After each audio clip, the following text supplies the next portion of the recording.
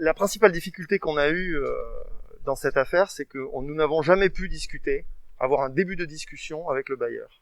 Voilà. Nous avons tout tenté, puisque le début de cette histoire, en fait, c'est une non-conformité des locaux, qui ont été inondés dès le premier jour où la SARL Le Volcan a loué les lieux. Donc il y avait une impossibilité d'exploiter les lieux, enfin en tout cas au moins la moitié, donc perte de chiffre d'affaires, perte d'exploitation, et quand on a voulu inviter le bailleur à venir constater la non-conformité, alors sachant que par ailleurs il y a eu des constats d'huissier, enfin voilà, on a fait quand même un certain nombre de démarches, eh bien nous nous sommes heurtés à un refus, et ça dure depuis 1 an et demi. Alors nous avons engagé une procédure parallèle, mais sauf que le bailleur nous avait précédé avec une action dans laquelle la SARL Le Volcan n'a pas pu se défendre pour des raisons que je ne développerai pas ici, mais en tout cas le résultat c'est que le bail a été résilié sans que la SARL Le Volcan puisse se défendre. Et donc après il a fallu rattraper tout ça, et c'était très compliqué du point de vue juridique puisqu'on avait affaire à une décision exécutoire. Et c'est la raison pour laquelle aujourd'hui, oui, effectivement, l'huissier peut se présenter en toute légalité, et puis expulser le volcan. Street culture. Street culture. Street culture.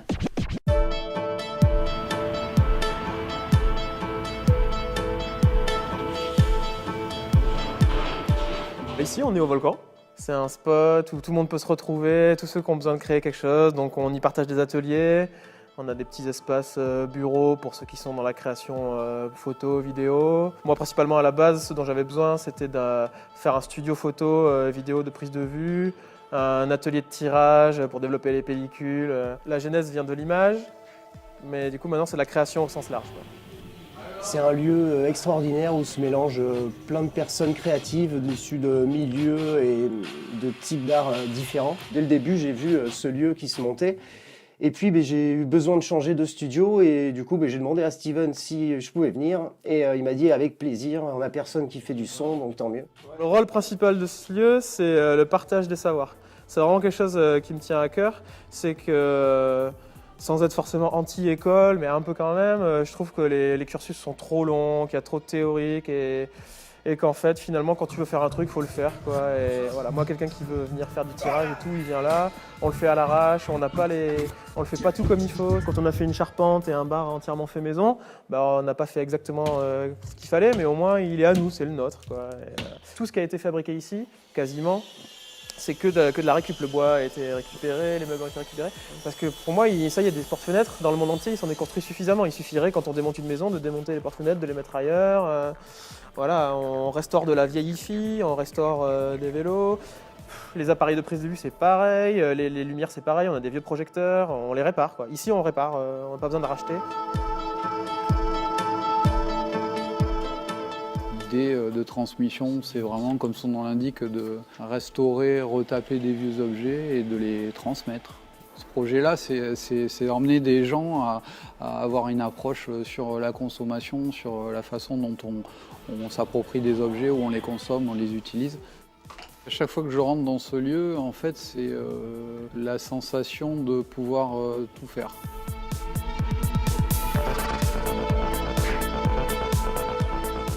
C'est une ambiance qui me correspond bien, c'est un joyeux bordel et en même temps plein d'idées, plein de diffusion de création partout et j'aime bien cette atmosphère-là, quoi. On a déjà fait des expos, on a déjà fait quelques concerts, mais on aimerait bien devenir un petit peu le point de ralliement pour plein de choses. Voilà, pour l'assaut de quartier, avoir un café sur place. La concurrence, on trouve que ça n'existe pas, quoi. Si tu fais la même chose que moi, au contraire, viens, on discute, on boit une bière. Et en fait, au final, on se retrouve toujours à taffer ensemble à un moment ou à un autre.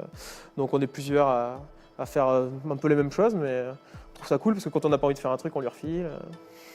Ou quand on a tous les deux envie de faire un truc, on le fait ensemble. Voilà.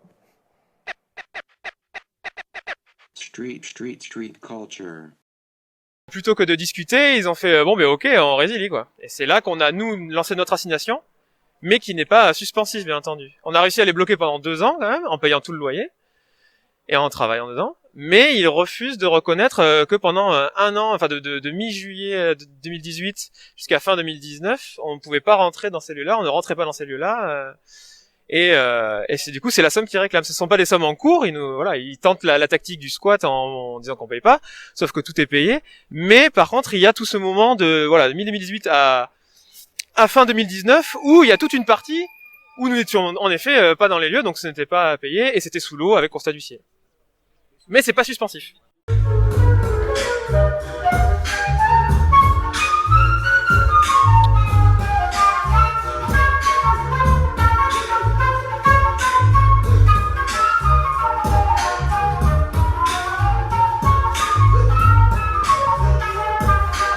Le bailleur a eu une attitude un petit peu ambiguë en acceptant les loyers, puis en laissant les choses finalement perdurer.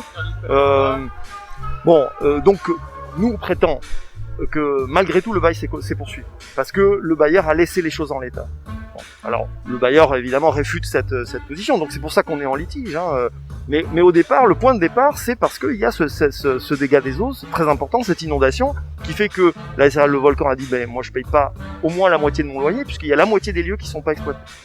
Bon. On n'est pas rentré dans les locaux.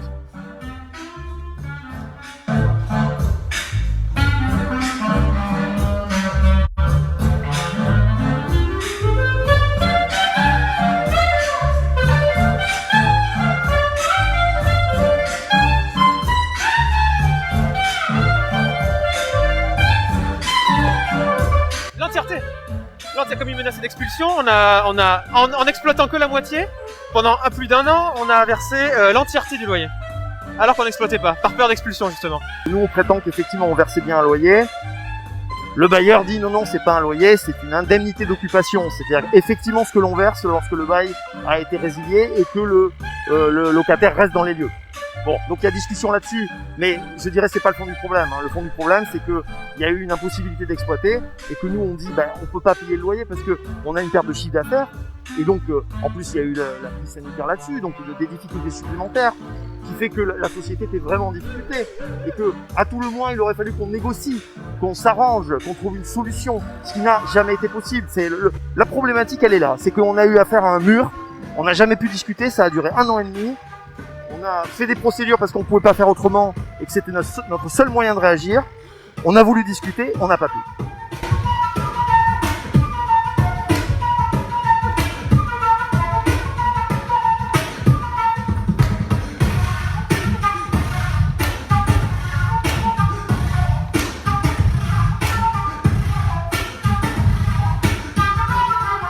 On a fait appel à Maître Despujols pour faire appel et assigner aussi de notre côté.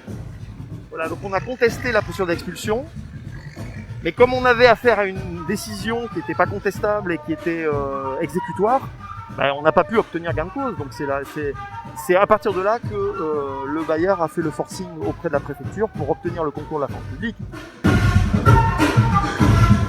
Au moment de la procédure de résiliation du bail, effectivement, la SRL Le Volcan, alors pour des raisons un peu mystérieuses, que je ne pourrais pas expliquer, mais la SRL Le Volcan n'a pas été informée et n'a pas pu se défendre. Ouais. Bon. Mais là-dessus, on n'a pas beaucoup d'arguments juridiques. C'est les circonstances qui ont fait que, effectivement, la SRL Le Volcan s'est retrouvée avec une décision de justice sans pouvoir se défendre et sans en être informée. Bon. Et à partir de là, c'était très compliqué de remonter la pente parce qu'on avait affaire à une décision qui était exécutoire et qui était difficilement contestable sur le fond parce qu'il fallait ensuite obtenir une autre décision sur le fond qui constate la non-conformité des lieux, les désordres et donc la perte d'exploitation, etc. Donc en fait, on avait 2 procédures en parallèle qui n'étaient pas connectées et qu'on ne pouvait pas juridiquement connecter. Parce qu'on a tenté de le faire, mais à chaque fois on nous a dit non, on a une décision de justice, vous ne pouvez pas la contester sur le principe même de cette décision. Donc effectivement, vous avez d'autres arguments par ailleurs, mais ça, il faudra que vous les fassiez juger par un autre tribunal. Et comme parallèlement, on a eu beaucoup de difficultés effectivement à faire avancer la procédure parce que le bailleur a fait en sorte aussi que la procédure n'avance pas, on ne pouvait pas, on n'a pas réussi à obtenir à temps cette décision de justice qui reconnaissait la perte d'exploitation, qui nous aurait permis à ce moment-là de véritablement contester la procédure d'expulsion.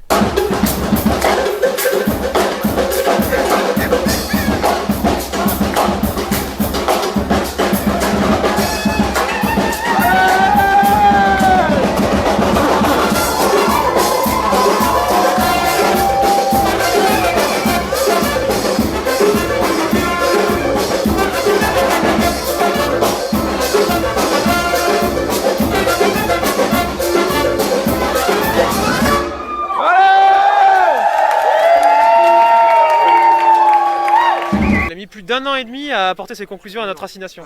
Un an et quart, quoi. Et voilà. Et a priori, c'est un peu la technique habituelle. On connaît d'autres personnes. On va pas les nommer pour l'instant. On verra si on se met en public de ce côté-là.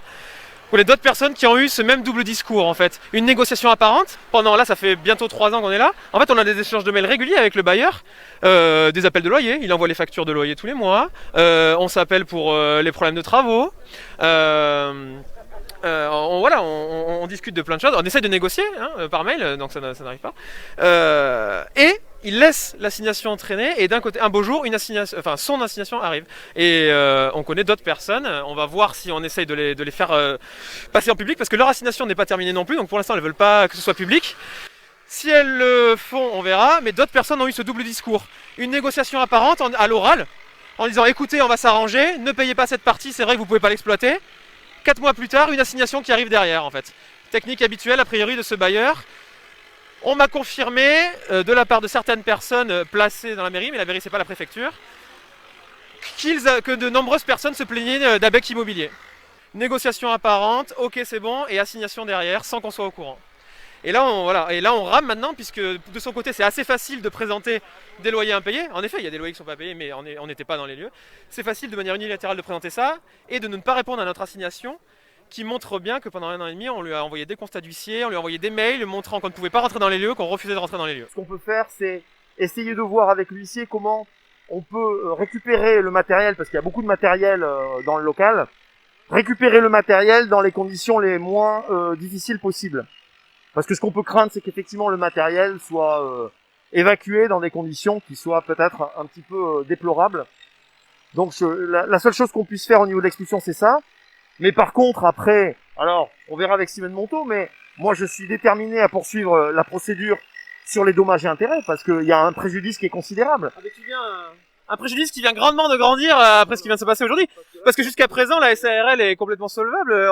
Quand elle est ouverte, tout ce qui travaille à l'intérieur, tout ce qui est client, collaborateur, permet amplement de payer le loyer, ce qui est le cas, puisqu'il est payé tous les mois. Et on pouvait tout à fait continuer. On avait proposé au bailleur maintes fois de continuer à payer et de voir à la fin de notre assignation s'il restait quelque chose. On aurait très bien pu avoir un échelonnage de ce qui resterait à payer. Là, c'est plus le cas. Il y a énormément de collaborateurs clients qui peuvent plus travailler. Donc le préjudice est devenu colossal désormais. Vous l'avez chiffré, vous avez commencé à le chiffrer ou pas?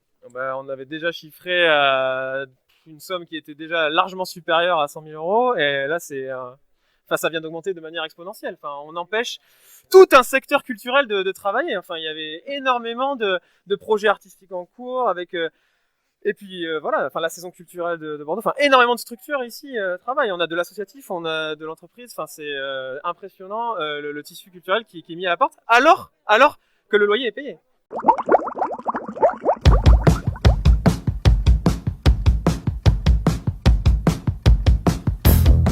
Le Volcan est un espace de création alternatif, situé à Bordeaux, au bassin à flot.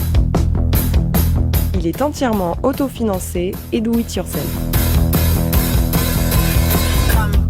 Un lieu conçu pour recevoir du public autour d'expos, de concerts, de bonnes bières et de beaucoup d'amour. Le Volcan est aujourd'hui en voie de disparition suite aux restrictions sanitaires.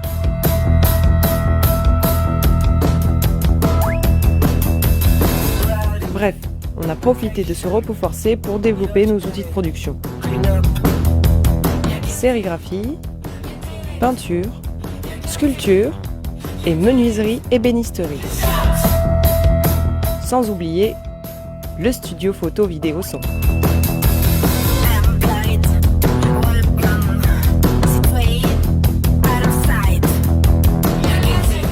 Bref, on trouve de quoi s'occuper.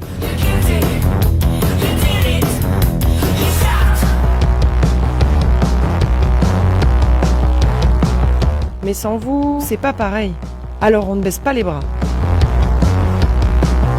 On a tout ce qu'il faut sur place pour sérigraphier des t-shirts et des posters. Le merch volcanique est prêt.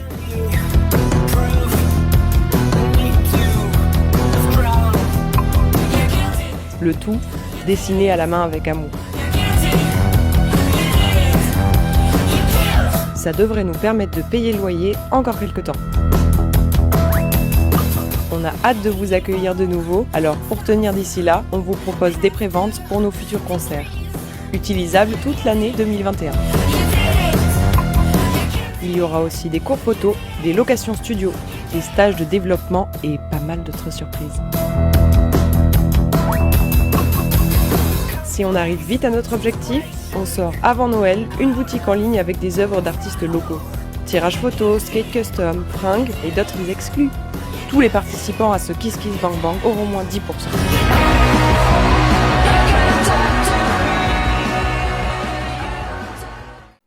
Tout ça, c'est complètement à l'arrêt. Tous ces projets culturels sont complètement à l'arrêt. On va avoir. L'idée, c'est de. Enfin, moi, je n'ai même pas envie d'imaginer, penser, débarrasser quoi que ce soit. Là, pour l'instant, ils sont en train de murer. Idéalement, on veut essayer d'accélérer les choses médiatiquement et juridiquement pour le récupérer tel quel, puisqu'il n'y a aucune raison qu'on n'ait plus le volcan, dans la mesure où tout est payé. Voilà, tout est payé à l'heure actuelle, on est dans de bonne foi, et on a des constats d'huissier, des échanges de mails, enfin tout qui prouve nos dires. On sait juste qu'ils ont fait cette procédure pour aller plus vite que la nôtre. Donc c'est juste un passe-passe en fait juridique, mais on va récupérer pour continuer à travailler dedans, hein, c'est sûr. Hein, de notre côté, on ne compte même pas s'installer ailleurs. De toute façon, le projet vient du lieu. Le projet n'est pas un projet qui peut forcément se déménager. C'est tout un tissu social dans le quartier, c'est un tissu culturel. Ça s'inscrit dans la dynamique du quartier. La mairie de quartier, de toute façon, a toujours été avec nous. C'est ici que des concertations publiques se sont faites pour l'aménagement des futurs jardins du quartier. On est implanté ici et on ne bougera pas d'ici.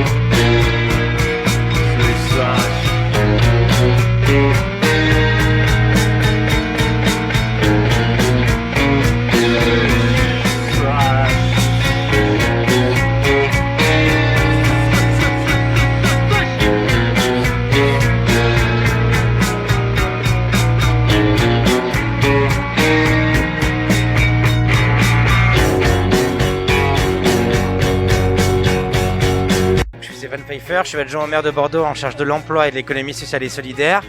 Et nous, à la mairie de Bordeaux, on regrette cette expulsion et cette procédure d'expulsion parce que le volcan, c'est devenu un lieu absolument essentiel pour le quartier.